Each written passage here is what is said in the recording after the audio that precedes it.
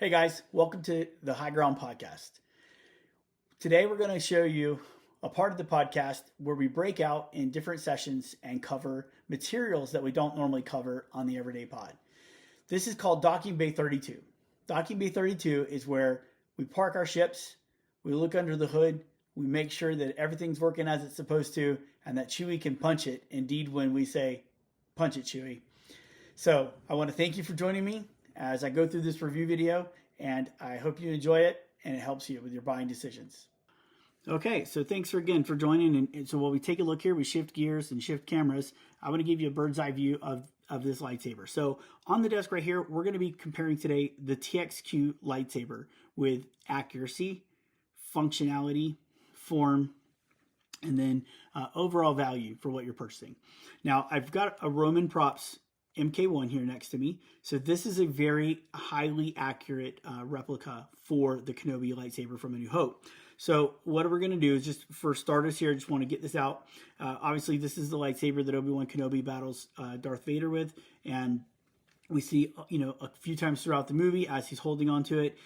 It's really beautiful. The original thin neck, and it just, there isn't anything better. So we're gonna talk about what this is. And so with this Roman Props here, just wanted to first show you a little bit for size. You can see that they both come in right at about 11 inches. The TXQ is slightly longer, not including this piece of the emitter. I give a little bit of grace and credit for having that on there. I'll explain why in a moment. But yeah, so here we are. And so what we're looking at now, I'm going to go ahead and take this MK1 from Roman Props away. We're just going to talk a little bit about this lightsaber. So how does this work out? Well, not all lightsabers are created equal. This particular one, this is aimed, in the budget range, right? Because TXQ and LGT, two main Chinese manufacturers, they're the ones who make these sabers that you see on all these websites throughout Facebook and everywhere else, Instagram and TikTok and whatnot. So unfortunately, if you buy from most of those places, you're going to not feel that this is a budget saber, because this does cost upwards of $650 to $700, and I've even seen it at $750. However, I did not get this for free like other content providers do. I paid this out of pocket, but I did buy it from AliExpress, from a reputable seller there. I got this for, I believe, just under $400. So for $400, I'm going to be comparing it as a $400 lightsaber. It does not fit in and belong into the realm of paying $650, $700. That is for much more accurate and better developed and researched lightsabers. But we're going to keep it in the mindset that I paid $400 for this, and how good of a buy is it for that. So with that being said, first things we're going to do, we're going to talk about accuracy. Then we're going to talk about function. Then we're going to talk about form. So a couple things that we want to do. I'm going to go from one end to the other. And so I have taken apart another Roman Props MK1 so that we can make some comparisons. But in the process, we'll just want to take a look overall at accuracy. So there are a few things that do stand out. So when we start with the pommel, it's not necessarily noticeable from this angle, but when we start with the pommel, this pommel is 100% metal. Now that is highly inaccurate, because the actual pommels that were made, they are made by a company called Armitage Shanks, and they are injection molded plastic with some metal bits to help them hold on to a sink knob. So this basically goes onto a sink, and you would turn the water on. That's how that goes. TXQ decided to make this pommel in all metal, which adds to the weight of this hilt, which is not a positive thing in my opinion. This hilt comes in at 3.7 pounds installed. So that's very, very heavy for a lightsaber, or maybe it's 2.7 pounds. I'll put the numbers in the comment section. But this is all metal. So right off the bat, a couple of things that stand out is that the actual cubes themselves, so we are referring to cubes, we were talking about these pieces right here, they're actually not bad. This is actually okay. There's just the face of the cube is definitely a little bit bigger than what you would find on a real part. And what you'd find on more accurate replicas. So a little bit too tall on the face here. Other than that, it's okay. One of the problems that I do have, though, so they've taken the liberty of adding in a cap here, and that cap is functioned with an older version of Armitage Shanks's, what do you want to call, logo. So you can see AS is written in there, Armitage Shanks, but it also is a logo that Daniel from At Star's End uses. So for Anakin Starkiller. So it's very inaccurate, something that you shouldn't put on here, because you're trying to make a nice replica. And the idea of the replica is that you should replicate what it looks like. But additionally, also because it's metal, it's got this really big bulky cap on the end here. And as you will see from this one, there is no bulky cap. That's a nice, smooth, clean cap. This one's got a big step that pushes it out further by about 1.5 to 2 millimeters. So we're going to move on from the pommel section, and the next thing that I'm going to cover is the booster. Now, on the boosters, this is one of the most rare pieces that you're going to ever find for any lightsaber. This comes off of a machine gun. It holds the barrel onto the machine gun, and it holds the barrel sleeve over the top of that. So in that process, what we're doing here is we want to compare how close does the TXQ come to looking like a real booster.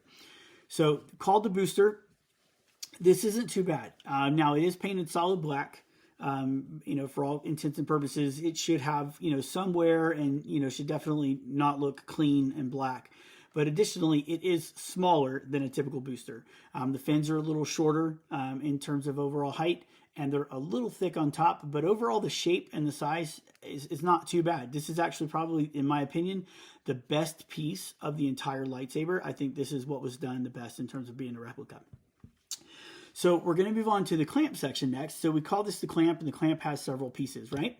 So the first thing that stands out from an accuracy perspective that's incorrect, we're going to talk about these two transistors that are on the clamp. So you've got one transistor, two transistors, and then there's a washer underneath this transistor. Now, there is a time when the Kenobi saber is viewed with two washers on the clamp. That time is in filming when they have most of the Tatooine stuff going on. You can see a couple of shots where Kenobi is standing to the side, the saber is hanging off the belt, and it has two washers. But it is also believed at that time point that the next piece that we'll get to after this is actually inverted into a point where it is up here and that this top is flat. So if you wanted to make this version of the saber with two of these particular washers, called the Tunisia version, then you would in fact need to have your grenade inverted so that the top looked nice and flat like this, and that you didn't see this angled lip. So there's a reason that I call this out for severe accuracy miss, and I'll talk about that in a minute. So the second part I want to talk about is the clamp itself. So you can see that this is chromed, and it is very, very chromed. And that is a very inaccurate step. Now, where the level of chrome and clean and shininess, that can be debated a little bit because of the photos that exist of the saber. But I think one thing that's very clear from the reference photos of the original saber, it is not chromed. It is not shiny like this. It's somewhere between this satin finish, a shiny polished satin, and just a polished metal over. So very inaccurate finish on the clamp we have here. Additionally, when we're going to get to the bubble strip here, so these bubbles on here, typically you'd like to see that has all the right bubbles, so the right number. These would be bigger, and they would cover a little bit closer to the ends as well. And then additionally, it would be frosted underneath. And I think that overall, the size is probably the most noticeable thing. The frosted, not frosted is a debatable item anyway, so it's not pertinent to this 100%. But ideally, you would want to see the bubbles being bigger. They are just a bit too small. And by comparison, if you want to see how big these bubbles are, you can see that's a pretty noticeable size difference. And the Roman props are more accurate.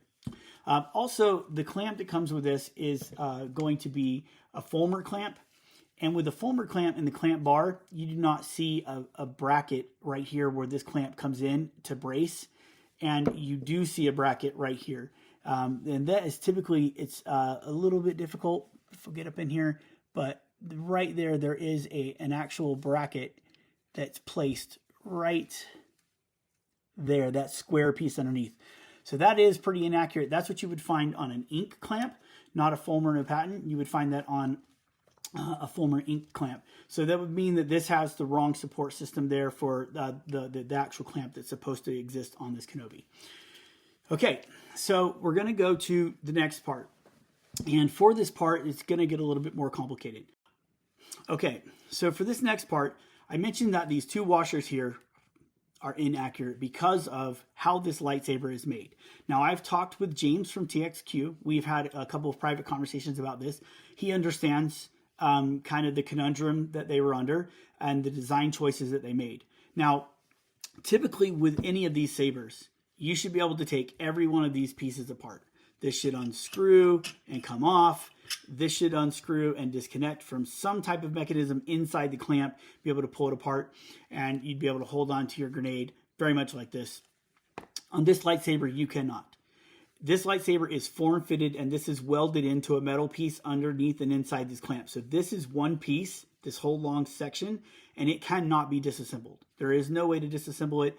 So because of that, and because of the fact that you cannot put your grenade in the Tunisia version, meaning that it's inverted, and just to give you one more idea why and how that's possible. So this is how the saber looks now. You can actually turn this right around and screw this in.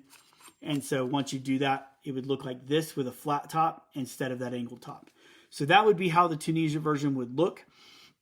And again, without getting into the 100% fact of if it was a flipped grenade or a different grenade, and the reality is that there is a flat top on the Tunisia version where you see the two washers. So did one fall off, and did the hilt get disassembled, and all these other things? There are a lot to talk about there. You can go to some of the higher end prop forums and debate that. But the reality is you never see this saber with two washers and a lip. You see it with a flat top. So that is inaccurate. That's a big miss, because you could easily just take one of these off. You could have made it so that you only have one, and then you have this, because you form fitted this entire piece together without moving it. Now, I'm not going to talk about the finish on this grenade because this grenade comes unfinished. But since you're machining this piece and you're making it how you want, there are reference photos out there of the size and shape of these little pieces. They're also called cubes. And so when you're deciding how to design and make this, there are 9 rows of cubes, top to bottom. Okay, so this has 9 rows of cubes. But the way that the bottom works out, and I'm going to turn it back around just so we can get the proper reference. The way that the bottom works out here is that the bottom is flat on normal. So if we go back to the Chronicle photo, not the Tunisia version, this bottom piece is flat. But here, this very bottom piece is actually really thick. It's the thickest piece of all of the cubes that are on here. And there are major cuts into that, so that you can see that these cuts go all the way down and into it. And if you look at mine, you don't see those cuts going in. Now, there are times where those cuts are visible, but they're not going to be this large, this visible. So that's another part of this that I think, you know, as a big picture, sure, there's another piece underneath there that's going to be flat with no cuts into it, but the width and the size of the cuts that are in here, it just makes it look like these are all straight cuts, and it really should not necessarily be that way. So again, we can't take this apart, so that makes the 2 transistor washers inaccurate. And for an installed saber, it's going to be understandable that you can't take some of these pieces apart because you're going to have a PCB in here and some other stuff. But I also want to give some credit here, because I think the idea is that, you know, there are a lot of inaccuracies and design choices and material choices and build choices that have been made that do take this, you know, pretty far down from an accuracy perspective. So then the next step, though, I want to step up and give some credit to is this brass. So one of the things that's really beautiful about the Obi-Wan Kenobi lightsaber and is that you can weather this however you want. Obviously, they chose to leave this metal raw, so you can come in and put black oxide. You can come in and put aluminum black, which is basically the same thing, or aluminum blue.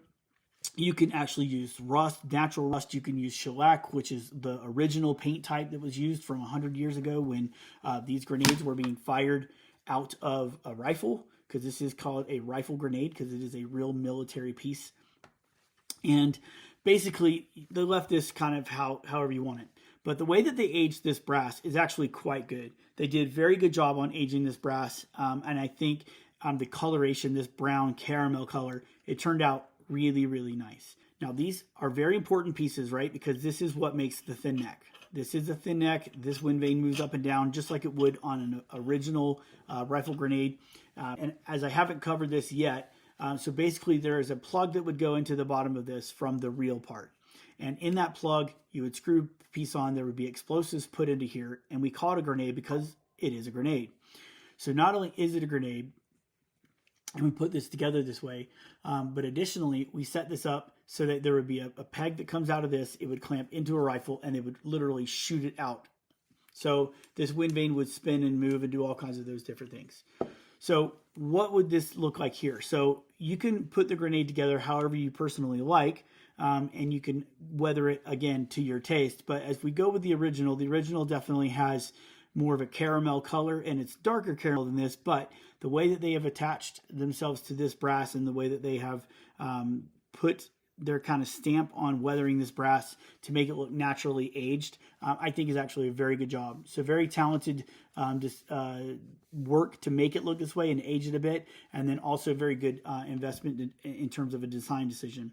Now, this wind vane is a little bit thick. You can see some of the brass rails in here, and that is quite a bit thicker than what you would find. Roman's is very much more closer to accurate. If you can take a look at that thickness and see the design difference. So that again makes this hilt quite a bit heavier than it naturally should be. So, you know, when we take a look at it, the wind vane itself doesn't look inaccurate per se. The profile of the actual vane itself is actually pretty good. I would like to see a little bit steeper of a lip or a skirt, as we might call it. So if you look at the shape of how this divots in and then it kicks out, this is the Roman's is accurate, but if you look at this one, it's a little shallow of a skirt, but they do have the dip in there, and it's not really too bad at all. So you see a lot of grenades that look like this. So this isn't inaccurate to how a real grenade would look. It's just inaccurate to how the grenade from the original Kenobi saber looked, because they do vary in shapes and sizes and things of that nature. Okay, so we've covered up pretty much everything here from this entire lightsaber, right? Talked about what they're called. We've got the pommel. This came from a sync knob. We call it a hand wheel. This is the booster that came from a machine gun. Very important piece of that machine gun. This is a clamp. Most of you know what a Graflex clamp is. For those that don't, this comes off of a camera, and it holds a camera flash to a camera from about 60, 70 years ago. There's a bubble strip here that comes from a calculator. And then we have transistors that also come from a calculator. We have washers. We have a grenade. We explained what the grenade is. Grenade looks like this, a real original grenade, 115 years old. Have a rod coming out here, put it into the rifle, you shoot it out. It's got explosives in here, so it blows up, and all of these cubes will fragment and then go out and do damage. And so the last part is probably the coolest part, to be honest, in terms of the history of it. So this is called a balance pipe. Now, I know we know lightsabers and we say this is an emitter, and we think, oh, hey, look at this emitter, what have you. But this particular emitter is called a balance pipe. And the reason it's called a balance pipe is because it belongs in a jet engine.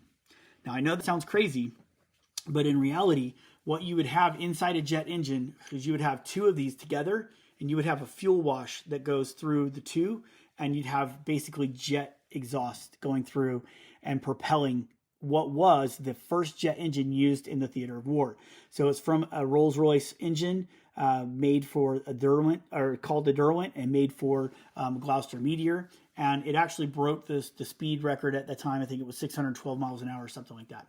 So we're going to talk a little bit about this balance pipe now. Again, I do believe it's the coolest part just because it came from a jet engine. I mean, that's pretty cool. But I'm going to go ahead and skip over this because what they've done is they've made this little piece on here to help with blade retention. And I think that's a smart decision. Now, I wouldn't have shipped it this way with this one on here because it looks pretty fugly. But I think that overall, it's okay. And I don't want to criticize making extra security to hold your blade in. So if you do want to put it on a shelf, though, and look at it, make it beautiful, this is the piece that they included with that. Now, I'm going to talk a little bit about this because, to be honest, I think this is the most embarrassing piece of all of it. I don't mean to sound crude, but I just want to be honest that when you look at a real balance pipe and you look at what this is supposed to look like versus what this actually looks like, there is no comparison. And the reason that there's no comparison is because the effort in manufacturing and choice of design to go into this was, let's do it for what money we can. We're going to put two of them in there. We want to keep the costs down and, try to, why companies keep the cost down, so we don't need to cover that. But yeah, so basically you can see what they're supposed to look like and how the holes are supposed to be, the angles, the cuts, the lip, all of that. This is a very accurate representation of what a balance pipe looks like. And unfortunately, this is not. This is pretty much the opposite of that. It's not just the opposite in those terms either. If you're trying to save costs, something that you could have done, you can automatically see that right away that this one is bigger. You can see that in size, they are not the same. This one is a good millimeter or two larger, which is a little bit more frustrating. It's just not necessary. You could have easily made it the right size. You could have made this step the right size. And I think in reality, you could have made this step down and made it look a little bit nicer. So as a whole, that's the physical component of the lightsaber. So I appreciate you being with me. I hope you're still with me, because what we're going to go over next, we're going to talk a little bit about the function, the electronics, the install of this lightsaber. Okay, so as I promised, we're going to go over the functionality of this lightsaber. So I'm going to take these pieces. We've pulled this apart now. As you can see, the booster comes apart from the pommel. And you can hear how hard that hits down with that full metal pommel. Take those apart. What we're going to do is show you the functionality of this lightsaber. So point number one, there are a lot of lightsabers that come apart. The top screws off and comes off. The bottom comes off. You got the chassis underneath. A lot of sabers do that. The saber is quite a bit more difficult. It doesn't do that in the same way. It does want you to be able to fully remove the chassis. A lot of thin necks get form fitted in here, and so you can't remove the chassis. So they wanted you to be able to. So there's a little bit more complication just to get started. So as we get started, I want to show you there's a retention screw here. And you're just going to go in. You're going to take your screwdriver. You're going to pull with your hex. You're going to go and pull that bad boy out. And once you get that out, I believe this just will slide right on out. Let's take a look. Yeah, I think you may have to take these off as well. Let me just double check.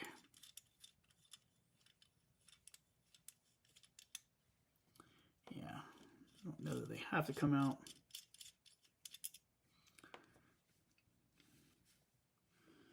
And there may be one more retention screw here that I'm missing, or maybe this one's just got to come all the way out. I didn't take it all the way out. There we go. So here we go. Now, at first glance, this looks like a really nice chassis and everything's great. It's like, oh, wow, this is really cool. And at first glance, it is. I remember I told you I paid a little over $400 or something close to that for the saber. And so to have a brass crystal chamber as part of an install on a $400 saber, that's really great. Now, I will say that unlike other reviews that are out there that are not objective at all, whether it's conflict of interest because they're close to people that help design it, or they are reps for TXQ, or whatever the case is, I've heard on other reviews that they talk about, oh, this is all brass, and no, that is not true. This is a great and really nice and fun crystal chamber, and it is a brass crystal chamber. This is zinc, and it is colored to make you think that it's another part of brass that's just aged brass. So the design itself doesn't look good together because you would want your two brasses to be the same color. So I would like this to be a copper or something else, or maybe you could paint it a high brass color. That would be really nice. But overall, we're still talking about quality and quantity. So you're getting a pretty decent chassis.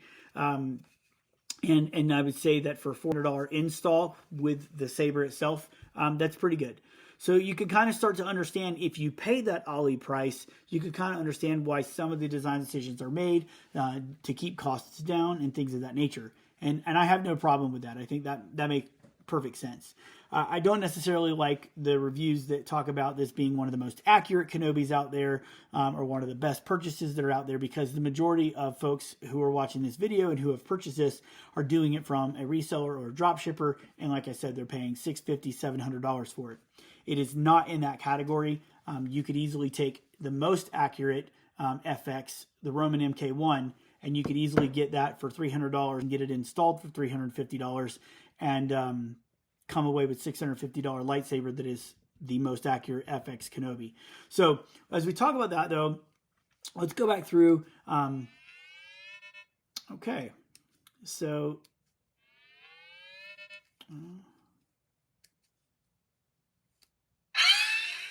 okay, I don't know why it did that the first 3 times, but here we have the lightsaber on, and it's working. It's working well. You can see the crystal in there. It's really nice. It looks great. This isn't bad. Again, this is a pretty decent level of install. This is installed with Profi. If you can see that there, that's a Profi board underneath. Now, there are a couple of things that I have some issues with this chassis. The number one thing that I have issues, to get to Profi, to get to your card, to do anything in here, you have 3 screws that you've got to take off. That's a little excessive in my opinion. And then additionally, to get to your battery, you have to do the same thing. You have screws that have to come off in order to get to your battery, to charge your battery. Now, if you play with your saber for a half hour, the battery's going to be dead. So having to take your saber apart like this already to get to the chassis is not fun, right? You got set screws that are in here holding the chassis in place, and they've got to be precise. You got to line chassis up just right. And then you got to pull this out, and you got to take more batteries off, or more screws off to get to the battery, and then anything to get to the board. Now, it's not such a problem to have to go and do all that to get to the board, because if you're getting to the board, you're sitting at a desk like this and your screws aren't going to get lost. But if you take this bad boy to a con and you want to put in another battery, this is a lot of work to have to do to swap batteries. And I understand, again, for the design, again, at $400 on AliExpress, you can't make it perfect, and it's really great for that price value. But overall, I think that, like we said, that's not where the majority of people are. So you can do some stuff here through this, and you can do charging. But, if you read through like electronics manuals and folks, what they'll try to tell you is that it's not always a good idea to charge through your board. It's a better idea to charge your battery separate. I am in the camp that believes that you should, in fact, charge your battery separate. I don't trust doing this. I've seen fires. I've seen TXQ fires, LGT fires. I've seen 89 Saber fires. I've been personally involved with one of my 89 Sabers caught fire because of something that I did. And so, yeah, I'm not too keen on charging through this port. And I don't even know if they recommend you doing so, but it is a trickle charge. They give you the plug and they tell you, how to plug it in, how to be safe and all that stuff. So all in all, just to kind of put this together, what we're looking at now, we're looking at a very decent lightsaber for the value of $400. You pay $450 for this. You get it off AliExpress. It came with a blade, I believe, and I'd have to double check that, but I believe it came with a blade. Profi 3.9 installed, rip roaring, ready to go. That's not a bad purchase. It really isn't. But I think the part that I do come up with more frustrations is when I start seeing people talk about this lightsaber and talk about its parts and talk about its pieces, and they talk about how accurate it is and how amazing and the design is. And, you hear the names mentioned of the people that were involved with the install or the design, and then you look at the install and you look at the chassis and, look at this fully brass chassis and all these amazing things. But the reality is, just talk about what it is. It has a very nice brass crystal chamber. This is great. You're never going to get that on a $400 lightsaber. That just doesn't happen. And so this is beautiful. And it's not like the TX or the LGT where they went and painted the whole thing with gold paint, shiny, to trick you into thinking it was a full master chassis. They didn't do that, which is awesome. But again, this is colored zinc. It is these are metal pieces, but they are zinc. They are not brass. So we don't want to confuse that. And then outside of all that, I have seen a couple of these broken. So I don't know about the overall longevity of it. I don't own many TXQs. In fact, this will probably be the one that I own the longest if I do keep it and keep hold of it. But overall, I think that there is a lot of opportunity here. I think that for someone getting started, this is a great lightsaber if you really want it. But if it's something that you plan on swinging around, if you plan on having a good time and trying to go battle your friends and things like that, this is not the lightsaber for that, right? It's a thin neck. You shouldn't duel with thin necks in general. And overall, again, it weighs a ton. This right here, this half of the lightsaber is heavier than every other lightsaber I have, including the completed MK1. So just this piece. And part of that's because while this is too thin, and we didn't talk about that, this is full metal. It's thick metal. There's a huge thick housing inside there. You can see the thickness of that. A real clamp is not that thick, and a real grenade also not that thick. So you can take a look at the inside there. And so these are just some of the differences that end up making this lightsaber so heavy. And so I want to thank everyone for listening and watching. This is, again, my very first review video. And so I could have gone deeper with a lot of this stuff. And I know that it might seem kind of nitpicky, but we want to talk about things from the same perspective. And so my perspective, so when you watch my videos, will always be how accurate is it to what we know about the real prop. And I'll talk about the different types of props. We'll talk about the different types of accuracy. And so with that being said, for all the things that this saber has that could be improved upon and could make it much better, there is something that I want to give credit for that no other maker has done. And that includes the top dogs of the most accurate accuracy.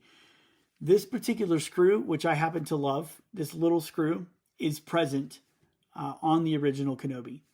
You can see it in all the photos that show the clamp this way.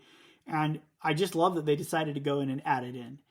It's something that a lot of people will modify their other lightsabers with, that when they get the clamp, they'll go in and they'll make the switch. They'll drill some holes. They'll put some screws in there. I just love that they did this because it's a tiny little detail. But what it does when I look at this and I compliment this, it makes me wonder if they went in and took the effort and time to put that together and put that there. Why didn't they take the effort and time to make sure that the neck wasn't too long, because it is longer than a normal neck?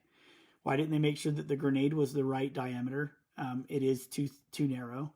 The cubes are fine because you will find, like some of the other parts, they vary from one grenade to another, but this is not accurate in terms of the cut size and in terms of how it appears compared to the original.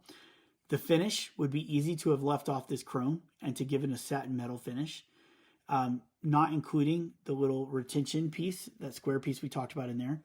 Why include that? That makes it less accurate.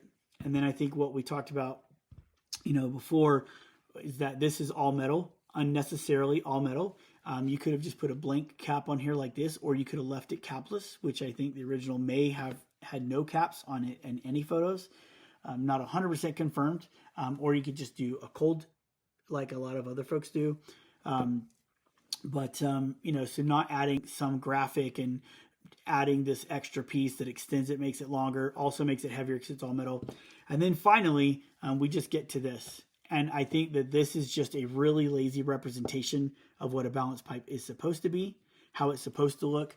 And, the proof is in the pudding, as they say. So again, for $400, am I ever going to buy a better lightsaber than this for $400? Probably not, unless it's on the used market and someone's getting rid of something and I've got an opportunity to buy. For a brand new lightsaber coming out of the gate, installed with a very decent chassis, very nice looking brass crystal chamber, well installed, quite a few fonts, very nicely done. Maybe some functionality issues with getting to the battery and getting to your Profi board, but those are, concessions that you can make and be okay with. But overall, will you ever get something like this again for $400? No, the answer is probably not. So shop wisely. I hope that this review video in terms of accuracy helps set the record straight if you had any questions before this video, or I hope that it helped identify other areas that you might not have been aware of and show you some things that you might be able to do on your own to help change some of the accuracy issues. But overall, again, I just want to finally say thank you for watching. I really do appreciate it. And I hope you guys have a great holiday season. And I hope you enjoyed my Christmas cookie Star Wars shirt. Thank you very much. We are signing off. This is DB32.